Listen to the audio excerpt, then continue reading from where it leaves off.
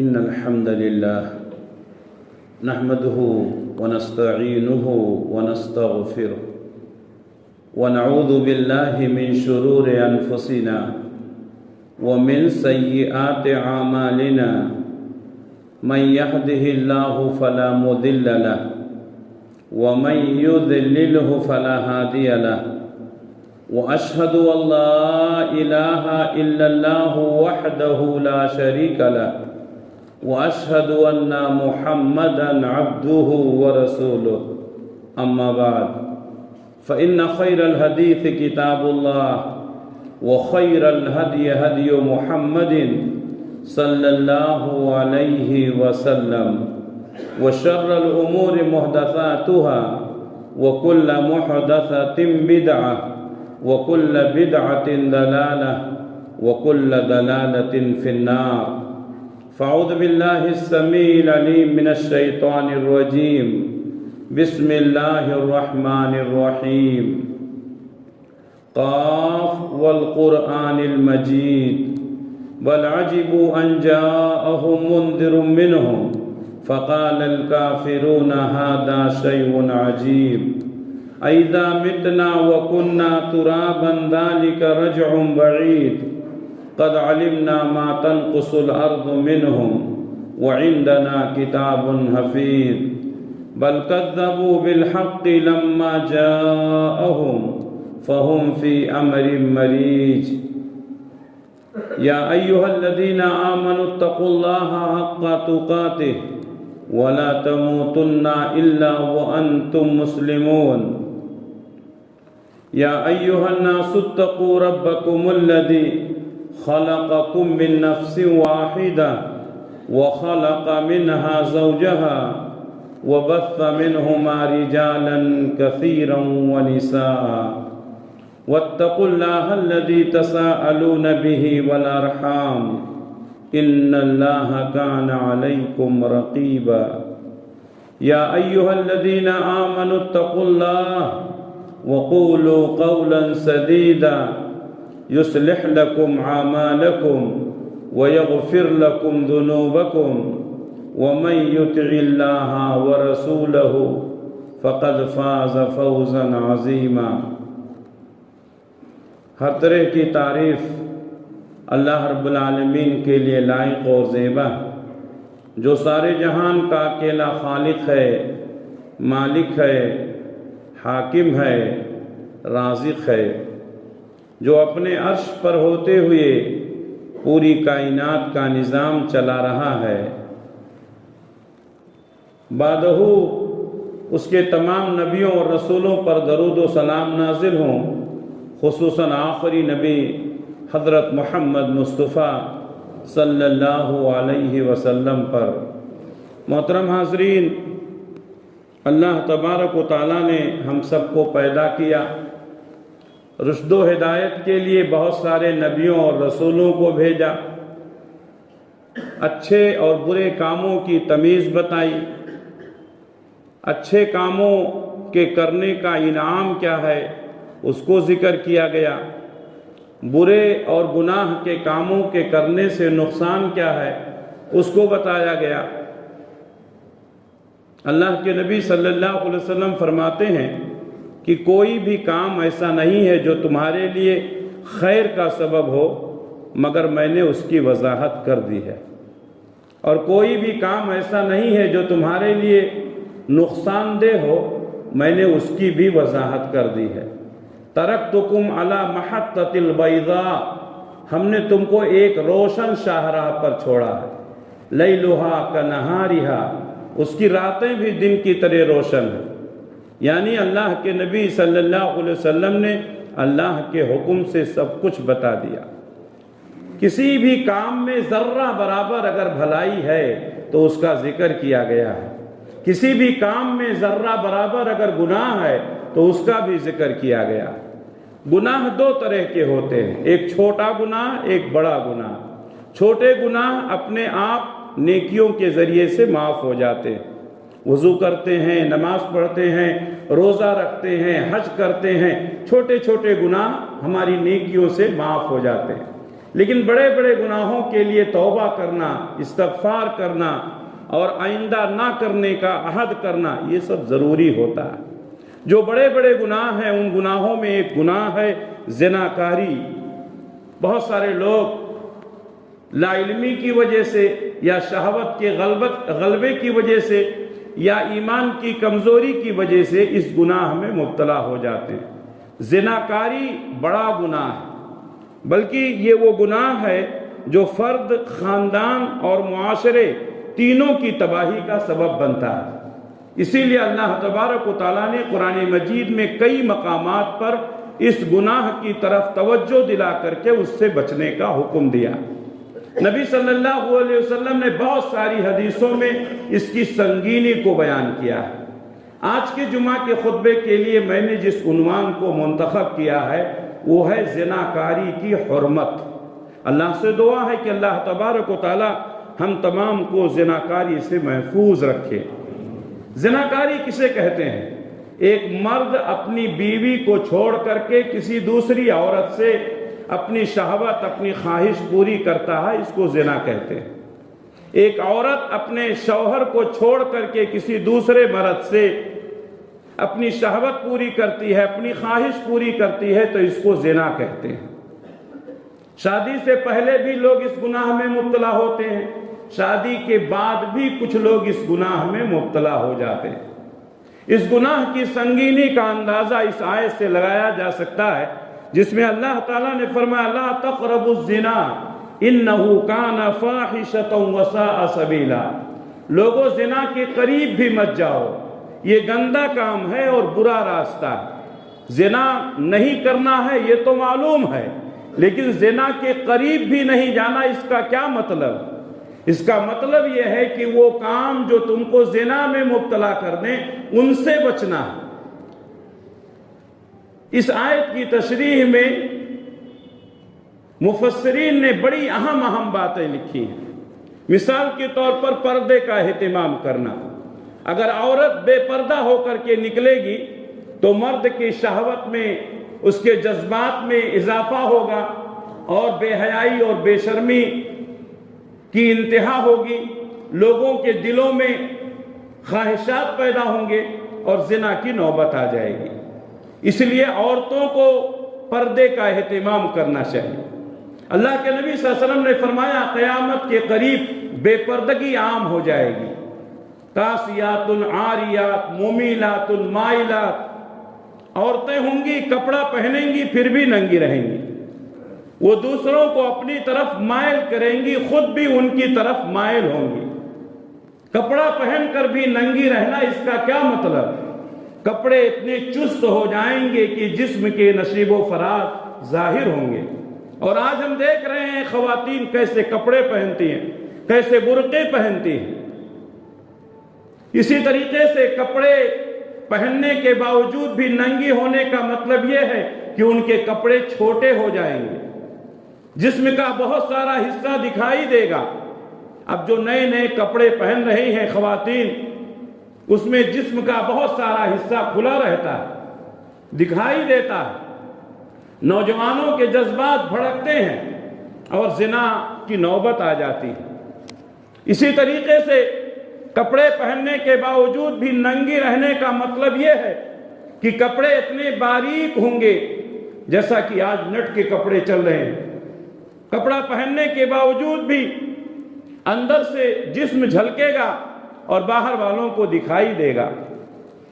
تو ایسے کپڑے پہننے سے اللہ کے نبی صلی اللہ علیہ وسلم نے منع کیا، اور افسوس یہ ہوتا ہے کہ آج مسلم خواتین بھی ایسے کپڑے استعمال کرنے لگی۔ بہت ساری خواتین کو دیکھا گیا ہے کہ جو برقع پہنتی ہیں اور اس کے اوپر جو نقاب لگاتی ہیں، نقاب میں ماشاءاللہ سبحان اللہ یہ ساری چیزیں، یہ کہاں سے آیا؟ نہیں دیکھنے والا بھی دیکھتا ہے۔ یہ بے حیائی کی باتیں۔ برقع بالکل سادہ ہونا چاہیے، نقاب بالکل سادہ ہونا چاہیے، ڈھیلا ڈھالا ہونا چاہیے، موٹے کپڑے کا ہونا چاہیے۔ یہ نقاب پہن کر کے سبحان اللہ ماشاء اللہ یہ سب لکھنا، یہ سب زنا کی طرف دعوت دینا ہے۔ ولا تقربوا الزنا میں یہ بات بھی شامل ہے کہ مردوں اور عورتوں کا اختلاط نہیں ہونا چاہیے۔ آج بہت ساری جگہوں میں، بہت ساری تقریبات میں آپ دیکھیں گے کہ مرد اور عورتیں مل جاتے ہیں۔ بہت ساری شادی بیاہ کی تقریبات میں، مالوں میں، گھروں میں اللہ کے نبی صلی اللہ علیہ وسلم نے عورت کو حکم دیا ہے کہ غیر محرم کے سامنے مت آئے، مردوں کو حکم دیا ہے کہ غیر محرم عورتوں کے قریب نہ جائیں۔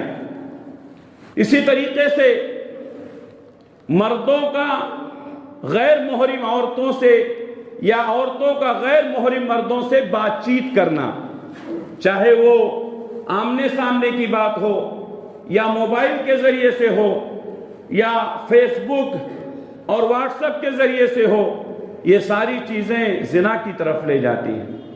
کتنی خواتین اور کتنے مرد ہیں جو فیس بک پر ایک دوسرے سے دوستی کرتے ہیں، یہ دوستی محبت میں بدلتی ہے اور محبت زناکاری تک پہنچاتی ہے اور معاشرے اور خاندان کی بدنامی کا سبب بنتا ہے۔ تو یہ موبائل ہمارے لیے ایک فتنہ بن کر آیا ہے۔ مرد حضرات کو بھی احتیاط کے ساتھ اس کا استعمال کرنا چاہیے، خواتین کو بھی احتیاط کے ساتھ اس کا استعمال کرنا چاہیے۔ اسی طریقے سے لا تقربوا الزنا میں یہ بات بھی شامل ہے کہ تعلیم کے نام پر نوجوان لڑکوں اور لڑکیوں کو ایک ساتھ بیٹھایا جاتا ہے، جسے ہم کو ایڈ ایجوکیشن کہتے ہیں۔ ایسے کالجز اور ایسی یونیورسٹیاں جہاں مردوں اور عورتوں کا اختلاط ہو، مردوں کو بھی بچنا چاہیے، عورتوں کو بھی بچنا چاہیے۔ اور زنا کے قریب جانے میں یہ ساری چیزیں شامل ہیں۔ اللہ نے فرمایا وَلَا تَقْرَبُوا الزِّنَا إِنَّهُ كَانَ فَاحِشَةً وَسَاءَ سَبِيلًا، زنا کے قریب بھی مت جاؤ، یہ گندا کام ہے اور برا راستہ ہے۔ تو زنا کے جتنے راستے ہیں ان راستوں کو بند کر دیا جائے۔ اسی طریقے سے وقت پر شادیاں کر دی جائیں۔ لڑکا جوان ہو گیا، لڑکی جوان ہو گئی، شادی کرنے میں تاخیر نہ کریں۔ لا تقربوا الزنا میں یہ چیز بھی شامل ہے۔ اسی طریقے سے اگر کوئی شخص زنا کر لے، وہ شادی شدہ ہے تو اس کو رجم کیا جائے گا، یعنی پتھروں سے مار مار کر اس کو ختم کر دیا جائے گا۔ اگر وہ غیر شادی شدہ ہے، نوجوان لڑکا یا لڑکی ہیں، تو ان کو 100 کوڑے مارے جائیں گے۔ اللہ تبارک و تعالیٰ نے فرمایا الزانیۃ والزانی فاجلدوا کل واحد منہما 100 جلدہ، زنا کرنے والی عورت اور زنا کرنے والا مرد، ان میں سے ہر ایک کو 100 کوڑے مارے جائیں گے۔ ولا تاخذکم بہما رافۃ، اور ان کے لیے کسی طرح کا کوئی سہولت نہیں برتا جائے گا۔ بڑا آدمی ہے چھوڑ دو، غریب آدمی ہے چھوڑ دو، کمزور ہے چھوڑ دو۔ اللہ نے فرمایا وَلَا تَأْخُذُكُمْ بِهِمَا رَأْفَةٌ فِي دِينِ اللَّهِ، اللہ کے دین میں، اللہ کے دین کے معاملے میں ان سے کوئی ہمدردی نہیں کی جائے گی۔ امیر ہو یا غریب، چھوٹا ہو یا بڑا، بادشاہ ہو یا فقیر، اگر وہ زنا کیا ہے، غیر شادی شدہ ہے، تو اس کو 100 کوڑے مارے جائیں گے، کمرے میں نہیں مارے جائیں گے۔ اللہ تبارک و تعالیٰ نے فرمایا ان کنتم تؤمنون باللہ والیوم الآخر، اگر تم اللہ پر اور یوم آخرت پر ایمان رکھتے ہو تو ایسے زناکار مردوں کو، عورتوں کو 100 کوڑے لگاؤ اور ان کے تعلق سے کسی طرح کی کوئی ہمدردی نہ کرو۔ وَلْيَشْهَدْ عَذَابَهُمَا طَائِفَةٌ مِّنَ الْمُؤْمِنِينَ، اور یہ مومنوں کی جماعت کے سامنے ہوگا، کسی بند کمرے میں سزا نہیں دی جائے گی، مومنوں کے سامنے ہوگا، تاکہ لوگ دیکھیں اور ان کے اندر خوف اور ڈر پیدا ہو کہ اگر ہم نے بھی یہ گندا کام کیا تو ہم کو بھی 100 کوڑے مارے جائیں گے۔ اللہ کے نبی صلی اللہ علیہ وسلم نے فرمایا غیر شادی شدہ ہے، ابھی شادی نہیں ہوئی ہے، تو مرد اور عورت کو 100 کوڑے مارے جائیں گے اور 1 سال کے لیے اس کو شہر بدر کر دیا جائے گا۔ اور اگر شادی شدہ ہے، بیوی ہونے کے باوجود بھی زنا کیا ہے، یا بیوی نے شوہر ہونے کے باوجود زنا کیا ہے، تو اللہ کے نبی نے فرمایا کہ ان کو رجم کیا جائے گا۔ رجم کہتے ہیں پتھروں سے مار مار کر کے ختم کر دینا۔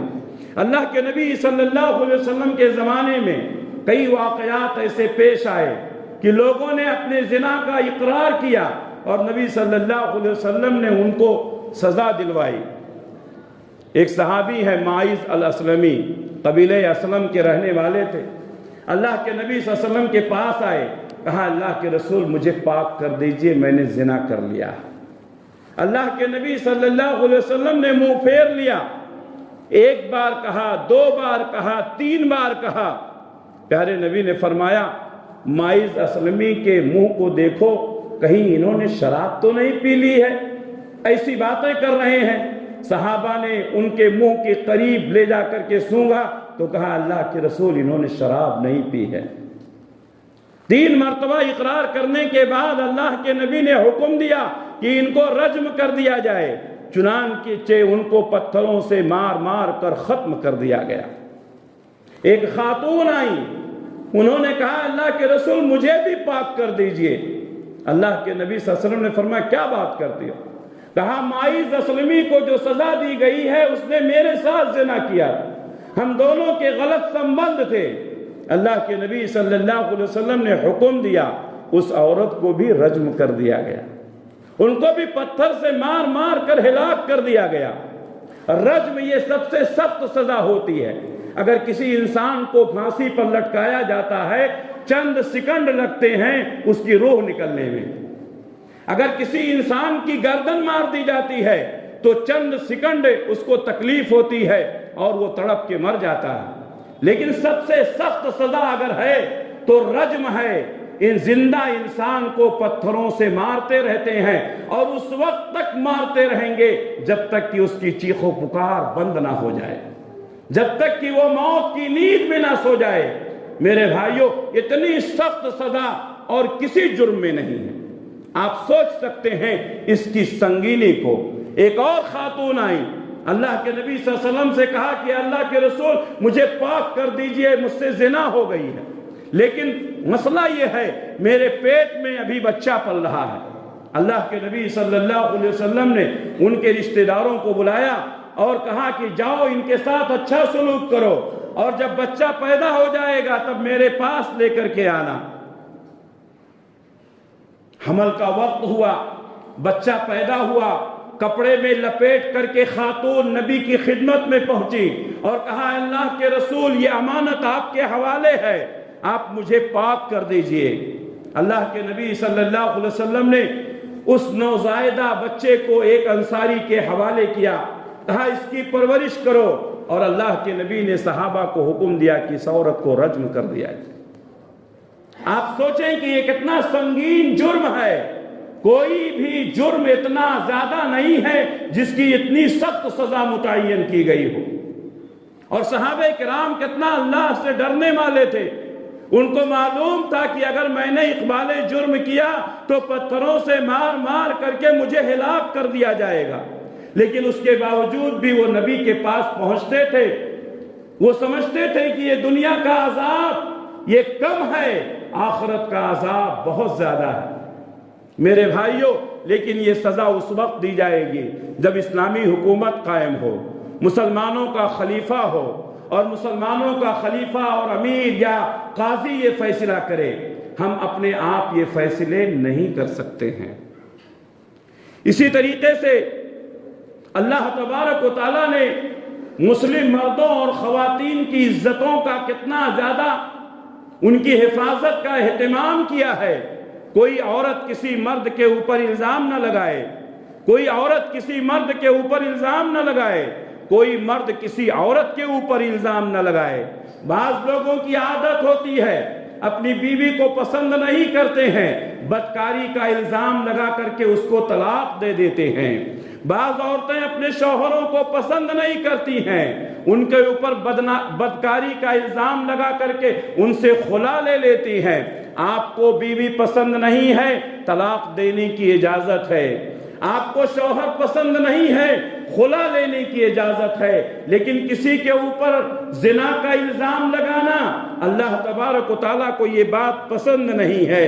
اللہ نے فرمایا والذین یرمون المحصنات جو لوگ پاک دامن عورتوں کے اوپر زناکاری کا الزام لگاتے ہیں ثم لم یاتوا باربعۃ شہداء، پھر وہ 4 گواہ نہیں پیش کرتے ہیں، فجلدوہم 80 جلدہ، تو ان کو 80 کوڑے مارے جائیں گے۔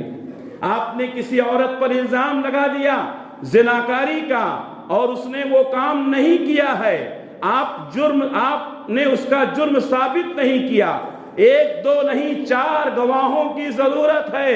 ہر کام کے لیے اللہ تعالیٰ نے 2 گواہوں کی شرط رکھی ہے، لیکن زناکاری اور بدکاری کے الزام کے لیے اللہ نے 4 گواہوں کی شرط رکھی ہے۔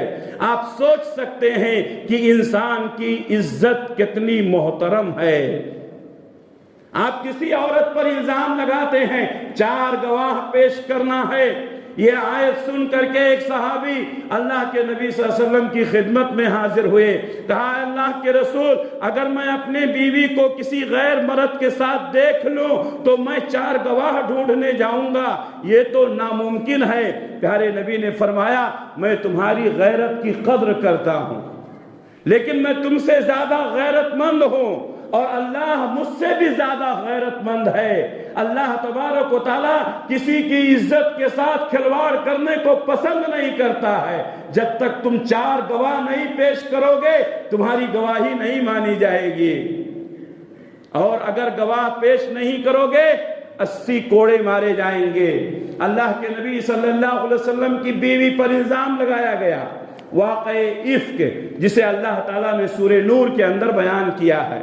حضرت عائشہ صدیقہ رضی اللہ تعالیٰ عنہا اور صفوان ابن معطل کے ساتھ یہ الزام تھا، ایک لمبا واقعہ ہے اور اس سے پہلے میں بیان کر چکا ہوں۔ تو منافقین نے یہ ہوا پھیلائی اور بعض سادہ قسم کے مسلمان بھی اس کی لپیٹ میں آ گئے۔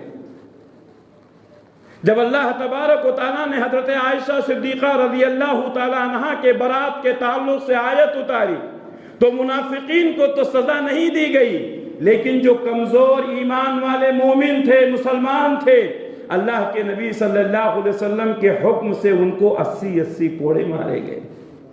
میرے بھائیوں، آپ دیکھیں کہ اللہ تعالیٰ آپ کی عزتوں کا کتنا احترام کرتا ہے، ہماری عزتوں کا کتنا احترام کرتا ہے۔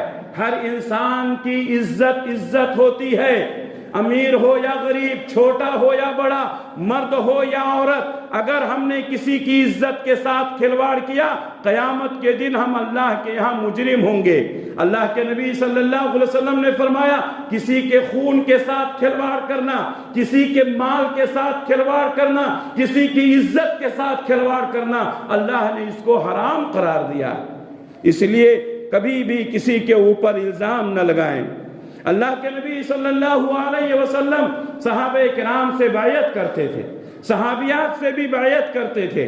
جس طریقے سے مرد حضرات آپ کی خدمت میں حاضر ہو کر کے آپ کے ہاتھ پر بیعت کرتے تھے کہ ہم یہ کریں گے، یہ نہیں کریں گے، خواتین بھی آپ کے پاس آتی تھیں۔ میں آپ کو بتا دوں کہ مرد حضرات اللہ کے نبی کے ہاتھ پر ہاتھ رکھ کر بیعت کرتے تھے، لیکن خواتین نبی صلی اللہ علیہ وسلم کے ہاتھ پر ہاتھ نہیں رکھتے تھے۔ اللہ کے نبی صلی اللہ علیہ وسلم نے کبھی کسی غیر محرم خاتون کا ہاتھ نہیں چھوا۔ آج بیعت کے نام پر خواتین کی عزتوں کے ساتھ کھلواڑ کیا جاتا ہے اور کہا جاتا ہے کہ یہ بیعت سنت ہے۔ اللہ کے نبی صلی اللہ علیہ وسلم زبانی بیعت کرتے تھے، بیعت کرنے کے لیے جہاں مرد آتے تھے وہیں عورتیں بھی آتی تھیں۔ مرد ہاتھ پر ہاتھ رکھ کر بیعت کرتے تھے اور عورتیں زبان سے بیعت کرتی تھیں۔ اللہ تعالیٰ نے فرمایا یا ایھا النبی اذا جاءک المؤمنات، اے نبی جب تمہارے پاس مومن عورتیں آئیں، یباعینک، اور وہ تم سے بیعت کریں، اللہ یشرکنا باللہ شیئا، کہ وہ اللہ کے ساتھ کسی کو شریک نہیں کریں گی، ولا یسرقنا، اور چوری نہیں کریں گی، ولا یزنینا، اور زنا نہیں کریں گی، ولا یقتلنا اولادہن، اور اپنی اولاد کو قتل نہیں کریں گی، ولا یاتینا ببہتان یفترینہ بین ایدیہن وارجلہن، اور کسی کے اوپر کوئی الزام نہیں لگائیں گی جو انہوں نے اپنے آپ سے گڑھا ہے، اس کی کوئی حقیقت نہیں ہے۔ وَلَا يَعْصِينَكَ فِي مَعْرُوفٍ، اور نیک معاملات میں آپ کی نافرمانی نہیں کریں گے، یعنی آپ کے حکم کی فرما برداری کریں گے، وَاسْتَغْفِرْ لَهُنَّ اللَّهُ، تو آپ ان کے لیے اللہ سے مغفرت کی دعا کریں۔ ان اللہ غفور الرحیم، بے شک اللہ تعالیٰ بخشنے والا ہے، رحم کرنے والا۔ اس میں خواتین کتنی چیزوں سے بیعت کرتی تھی، اس میں ایک ہے وَلَا يَزْنِينَ، وہ زنا نہیں کریں گے۔ اللہ کے نبی صلی اللہ علیہ وسلم زنا نہ کرنے پر بیعت کرتے تھے۔ آج اس کام کو معمولی سمجھ لیا گیا۔ ایک حدیث میں تو اللہ کے نبی نے فرمایا انسان کے اعضاء زنا کرتے ہیں، آنکھیں زنا کرتی ہیں، زبان زنا کرتا ہے، کان زنا کرتے ہیں، ہاتھ زنا کرتے ہیں۔ زبان زنا کی باتیں کرنا، فحش باتیں کرنا، آنکھیں زنا کرنا، غیر محرم عورتوں کو دیکھنا، غیر محرم عورتوں سے گفتگو کرنا، ہمیں ان تمام چیزوں سے بچنا چاہیے۔ اللہ کے نبی صلی اللہ علیہ وسلم نے فرمایا قیامت کی بہت ساری نشانیاں ہیں، ان نشانیوں میں نشانی یہ بھی ہے کہ علم اٹھ جائے گا، علم کی کمی ہو جائے گی۔ آپ نے فرمایا بولنے والے بہت رہیں گے لیکن گہرا علم لوگوں کے پاس نہیں رہے گا۔ قبل اس کے کہ بڑے بڑے علماء اٹھ جائیں، علم حاصل کر لو، علم حاصل کر لو، علم اٹھ جائے گا، جہالت عام ہو جائے گی، شراب خوب پیا جائے گا، شراب کا نام بدل بدل کر پیا جائے گا، اور آپ نے فرمایا زنا کی کثرت ہو جائے گی۔ آج بے حیائی اور بے شرمی اپنی انتہا کو پہنچ چکی ہے، اور کوئی بھی جگہ محفوظ نہیں جہاں بے حیائی اور بے شرمی کے اڈے نہ قائم کر دیے گئے۔ اور افسوس ہوتا ہے کہ بہت سارے بڑے بڑے شہروں میں باقاعدہ زناکاری کے اڈے قائم کیے جاتے ہیں۔ اگر کوئی مرد کوئی عورت اپنی شہوت پوری کرنا چاہے وہ ان اڈوں پہ جا کر کے اپنی شہوت پوری کرے، اور گورنمنٹ کی طرف سے ان کو لائسنس دیا جاتا ہے۔ افسوس ہے میرے بھائی، جس شہر میں یہ حال ہو، جہاں اس طرح کے حالات ہوں، بتائیے اللہ کی رحمت کیسے ہوگی؟ اللہ کا عذاب کیوں نہیں آئے گا؟ میرے بھائیوں، اس لیے زناکاری سے اپنے آپ کو بچاؤ۔ اللہ کے نبی صلی اللہ علیہ وسلم نے عام انسانوں کی، عام عورتوں کی بات چھوڑیے، باندی، لونڈی، جس کی کوئی حیثیت نہیں ہے، جو 24 گھنٹے صرف آپ کی خدمت کے لیے مامور ہے، اللہ کے نبی صلی اللہ علیہ وسلم نے اس کی عزتوں کا بھی خیال کیا۔ آپ نے فرمایا کوئی بھی لونڈی، کوئی بھی باندی ایک بار زنا کرے اس کو کوڑے مارو، 2 بار زنا کرے کوڑے مارو، 3 بار زنا کرے کوڑے مارو، اگر پھر زنا کرتی ہے تو اس کو بیچ دو، اس کو بیچ دو، چاہے اس کی قیمت بہت معمولی ہی کیوں نہ ہو۔ آپ نے فرمایا ایک رسی بھی اگر اس کی قیمت میں مل جائے اس کو بھی بیچ دو۔ ایک عورت کی قیمت ایک رسی، یعنی ایسی عورت جو زناکار ہے اس کی حیثیت ایک رسی کے برابر بھی نہیں ہے۔ میرے بھائیوں، یہ ہے ہمارا پوتر اسلام، یہ ہے ہمارا پاکیزہ اسلام، یہ ہے ہمارا بہترین اسلام، لیکن چند نادانوں کی نادانی کی وجہ سے آج اسلام بدنام ہو رہا ہے، آج مسلمان بدنام ہو رہے ہیں، آج چند خواتین کی وجہ سے اسلام کے اوپر انگلیاں اٹھائی جا رہی ہیں۔ میرے بھائیوں، بات آ گئی ہے تو بتا دو، ابھی ریاست بہار میں ایک معاملہ پیش آیا، جو لوگ سوشل میڈیا سے جڑے ہوئے ہیں ان کو معلوم ہے، اور جن کو نہیں معلوم ہے وہ سن لیں کہ ایک خاتون، مسلم خاتون، ان کو سرکاری نوکری مل گئی تھی ڈاکٹر کی، اور وہ سرکاری سرٹیفکیٹ لینے کے لیے اپنی نوکری، اپنی جاب کو قبول کرنے کے لیے سرٹیفکیٹ وہاں کے وزیر اعلیٰ سے لینے گئی تھی، لیکن وہاں کا وزیر اعلیٰ اس نے اس خاتون کے ساتھ بدتمیزی کی، ان کے نوز پیس کو کھینچ دیا۔ ایسی غیرت مند خاتون، آپ کو معلوم ہونا چاہیے، اس خاتون نے اس جاب کو ٹھکرا دیا، کہا ہمیں ایسے جاب کی ضرورت نہیں ہے، اور جس شہر میں ایسے وزیر اعلیٰ ہوں ہم اس ریاست میں بھی نہیں رہ سکتے۔ جب غیرت بیدار ہوتی ہے تو انسان پیسوں کی فکر نہیں کرتا ہے، نوکری کی فکر نہیں کرتا ہے۔ کسی بڑے آدمی نے کہا ہے پیسہ چلا جائے مل جائے گا، لیکن عزت ایک بار چلی گئی دوبارہ نہیں ملتی ہے۔ میرے بھائیوں، ہر انسان کو اپنی عزت محبوب ہے، اسی لیے کوئی بھی انسان جب گر جاتا ہے وہ پہلے یہ نہیں دیکھتا ہے کہ اس کو چوٹ کہاں لگی ہے، وہ دیکھتا ہے کہ کسی نے دیکھا تو نہیں، فوراً دیکھتا ہے کہ مجھے گرتے ہوئے کسی نے دیکھ تو نہیں لیا۔ یہ ہے عزت۔ اپنی عزتوں کو باقی رکھو۔ اے قوم کے نوجوانوں، تم جماعت کی آبرو ہو۔ اے قوم کی بیٹیوں، تم جماعت کی آبرو ہو۔ اگر تمہاری نادانی، تمہاری غلطی پورے اسلام کی بدنامی کا سبب بن سکتی ہے، پوری ملت کی بدنامی کا سبب بن سکتی ہے، اس لیے اپنے عزتوں کی حفاظت کرو۔ نبی صلی اللہ علیہ وسلم نے خواب میں دیکھا، بہت ساری چیزیں آپ خواب میں دیکھتے تھے۔ نبی کا خواب اللہ کی طرف سے وحی ہوا کرتا ہے۔ ایک دفعہ فجر کی نماز کے بعد آپ بیٹھے ہوئے تھے، آپ نے ایک لمبے خواب کا ذکر کیا۔ اس خواب میں ایک بات یہ بھی تھی، مجھے دکھایا گیا کہ ایک بڑا تنور ہے اور اس کے اندر آگ جل رہی ہے، اس میں برہنہ مرد اور برہنہ عورتیں ہیں۔ جب آگ بھڑکتی ہے تو یہ برہنہ مرد اور عورتیں اوپر کی طرف جاتے ہیں، تنور کا منہ چھوٹا ہے، باہر نہیں نکل پاتے ہیں۔ جب آگ ٹھنڈی ہوتی ہے یہ نیچے آ جاتے ہیں، مرد بھی برہنہ ہیں، عورتیں بھی برہنہ ہیں۔ ہمارے نبی نے پوچھا جبریل سے، جبریل بتاؤ یہ کون لوگ ہیں جو آگ میں جل رہے ہیں، برہنہ ہیں، ننگے ہیں؟ جبریل نے کہا کہ اے اللہ کے رسول، یہ زناکار مرد اور عورتیں ہیں جن کو یہ سزا مل رہی ہے۔ میرے بھائیوں، اپنے آپ کو بے حیائی سے بچاؤ، اپنے آپ کو بے شرمی سے بچاؤ۔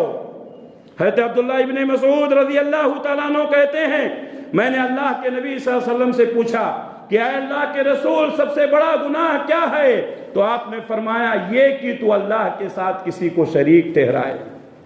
اللہ کے ساتھ کسی کو شریک ٹھہرانا یہ سب سے بڑا گناہ ہے۔ پھر آپ نے فرمایا تو اپنی اولاد کو قتل کر دے اس ڈر سے کہ وہ تیرے ساتھ کھائے گا۔ میرے بھائیوں، آپ سمجھتے ہیں کوئی اپنے اولاد کو قتل کرتا ہے؟ ہاں قتل کرتے ہیں۔ یہ جو فیملی پلاننگ چل رہی ہے، زیادہ بچے نہیں پیدا کرنا، کیوں؟ اس لیے کہ خرچ نہیں اٹھا پائیں گے۔ پہلے زمانے میں بھی یہ برائی تھی، آج بھی یہ برائی ہے۔ ہم اپنے درمیان بہت سارے لوگوں کو دیکھتے ہیں جن کے پاس 10 بچے، 12 بچے تھے، اور آج حالت یہ ہے کہ 1 بچہ 2 بچہ بڑی مشکل سے لوگ پیدا کرتے ہیں۔ یہ فیملی پلاننگ ہے۔ اللہ نے ان کو بھی روزی دیا، ہم کو بھی دے گا، آنے والے کو بھی دے گا، اس لیے ان تمام چیزوں سے اپنے آپ کو بچاؤ۔ تیسرے نمبر پہ آپ نے فرمایا اپنے پڑوسی کی عورت سے، اپنے پڑوسی کی بیوی سے زنا کرنا۔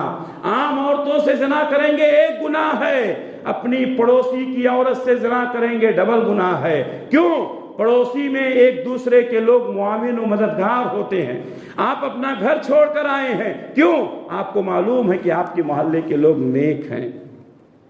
آپ نے اپنے پڑوسی کی بیوی کے ساتھ زنا کیا تو آپ نے وشواس گھات کیا۔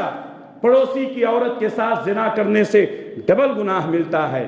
اللہ کے نبی نے فرمایا ایک زانی جب زنا کرتا ہے تو وہ مومن نہیں رہتا ہے، اس کا ایمان نکل جاتا ہے، ایمان کمزور ہو جاتا ہے، یا ایمان چھتری کی طرح سے اس کے اوپر ہو جاتا ہے۔ جب زنا سے فارغ ہوتا ہے پھر لوٹ آتا ہے، یا ایمان کی کمی ہو جاتی ہے۔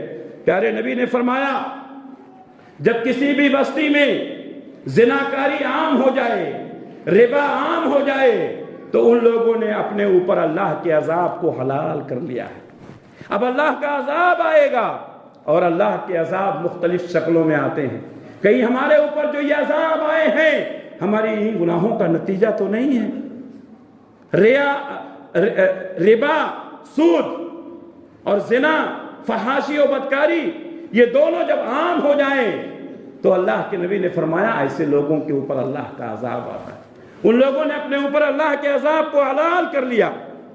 ایک شخص نوجوان اللہ کے نبی صلی اللہ علیہ وسلم کی خدمت میں آیا اور اس نے کہا اے اللہ کے رسول، آپ مجھے جو بھی حکم دیں میں آپ کی ہر بات ماننے کے لیے تیار ہوں، لیکن میری ایک کمزوری ہے، میں زنا نہیں چھوڑ سکتا ہوں، میں زنا کا عادی ہو گیا ہوں۔ صحابہ کرام اس نوجوان کی طرف لگ کے، اللہ کے نبی صلی اللہ علیہ وسلم کتنے بہترین معلم ہیں، آپ نے امت پر کس قدر شفقت فرمائی ہے۔ ایک ایسا بگڑا ہوا نوجوان جو نبی سے زنا کی اجازت چاہتا ہے، صحابہ نے اس کو پکڑنا چاہا، نبی نے فرمایا اس کو میرے قریب لاؤ، میرے قریب لاؤ۔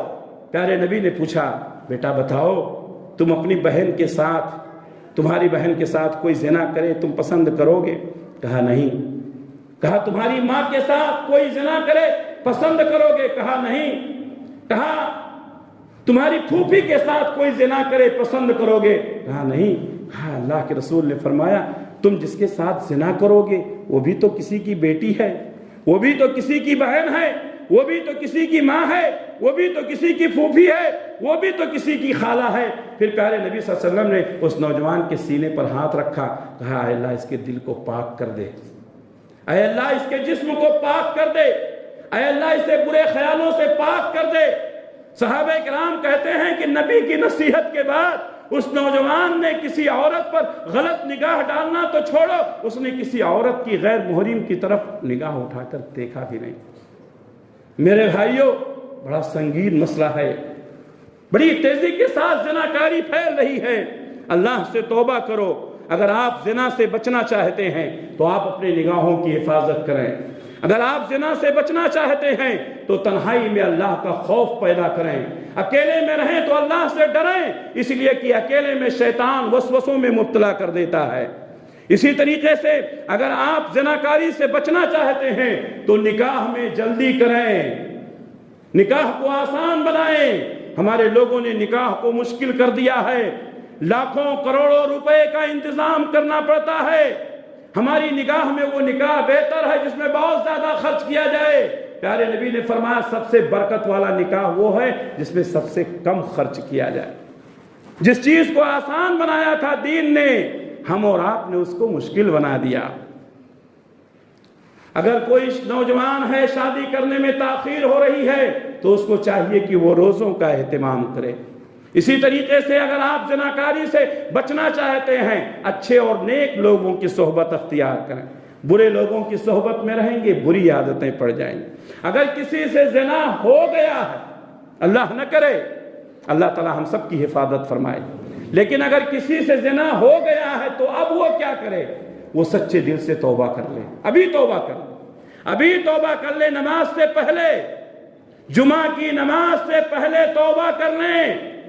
اللہ تبارک و تعالیٰ کا اعلان ہے کہ اے میرے بندے اگر تو زمین سے لے کر کے آسمان تک گناہوں میں ڈوبا ہوا آئے گا اور تو نے سچے دل سے مجھ سے توبہ کی، میں تیرے گناہوں کو معاف کر دوں گا۔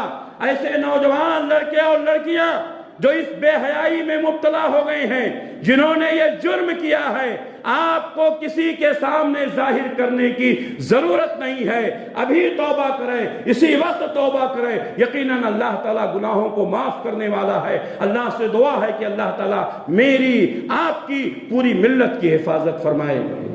اللہ سے دعا ہے کہ اللہ تبارک و تعالی ہم سب کو سنتوں کی پیروی کرنے کی توفیق عنایت فرمائے۔ اقول قولی ھذا واستغفر اللہ لی ولکم ولسائر المؤمنین من کل ذنب فاستغفروه انه هو الغفور الرحیم۔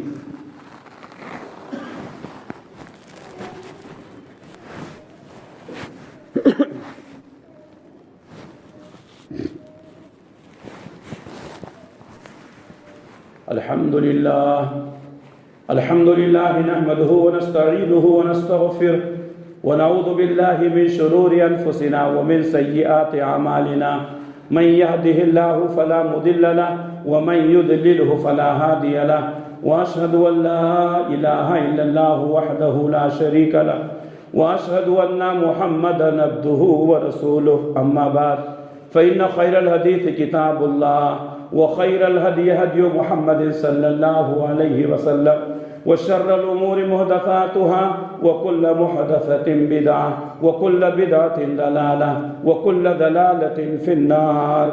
فأعوذ بالله السميع العليم من الشيطان الرجيم، بسم الله الرحمن الرحيم۔